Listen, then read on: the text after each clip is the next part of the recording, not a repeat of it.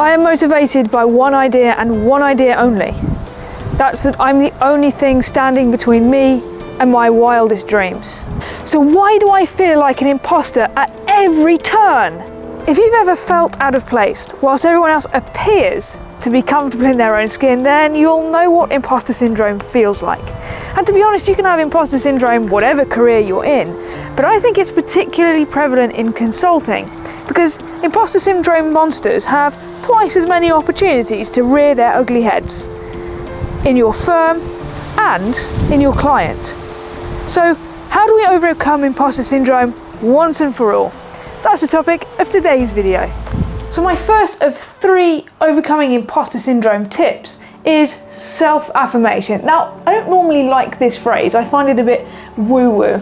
So I consider it as giving yourself a good talking to, but not the beating yourself up type, the firm but positive type. And I have the same 3 mantras that I go through every single time I need it. And these apply whether you are going to your firm office, a client office, if you're in a networking event, wherever really. The first is you actually got here. Getting out of the house and getting to that place, that's the hardest part. The second mantra is to reflect on your successes. So thinking back to, well, don't you remember last time you went to an event like this? You didn't want to go, but actually you left with 2 new contacts who are now really great friends. Or, okay, you didn't want to go to the office last time, but actually you had a good time. So just trying to reframe your thinking away from that feeling to the ooh feeling. And the third mantra is reminding yourself what you do know and know that anything you don't know is actually a conversation starter. Because here's a fun fact. There's actually a study that showed that people who asked other people more questions were deemed to be more interesting themselves. So if you don't know something, that's absolutely fine. If someone starts a conversation on a topic that honestly I don't know much about, I have this one go-to phrase that works for me every time. That's interesting. Actually, that's new to me. Tell me more. And just watch as the other person's eyes light up as they delve into the topic, and they also think that you're more interesting too. Everyone's a winner. Tip number 2 is have a power outfit. Spoiler alert, it's not this one. If you've seen my videos before, you'll know that I have a stock go-to outfit that I wear every single time, whether it is a client visit, a firm office visit, or a networking event, whatever it is.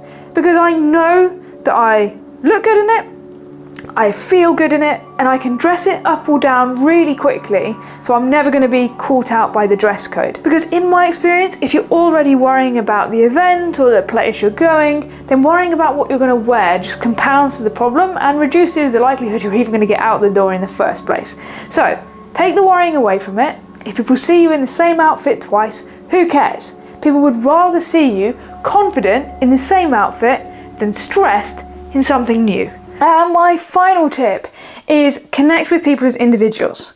I have been to so many offices, networking events, where you've walked in and just seen, with respect, white, heterosexual, cis, middle-aged men. Now, don't get me wrong, they've all turned out to be really nice people, but when you walk into a room and nobody even looks like you, it can feel really overwhelming. If you are overwhelmed, then go back to point 1 in the video. But once you're back in the room, start to connect with people as individuals. And what you'll soon find is that you actually have quite a lot in common with each individual person. And anything that you don't have in common is a conversation starter.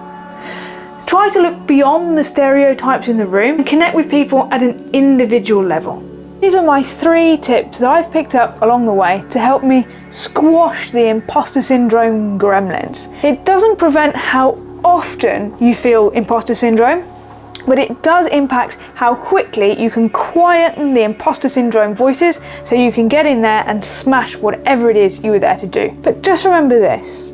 If you have tried these tips and any others you've picked up along the way and you are still not feeling it, if you really can't face whatever it is that you're facing with imposter syndrome, you don't have to do it. You can leave at any time.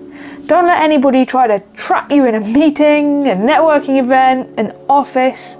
If you need to leave, do that. Ultimately, you do you. I hope you found this video useful. If you have, please give it a like. Feel free to comment down below with your tips for battling imposter syndrome. And of course, subscribe for more content like this. I hope we'll see you in the next one.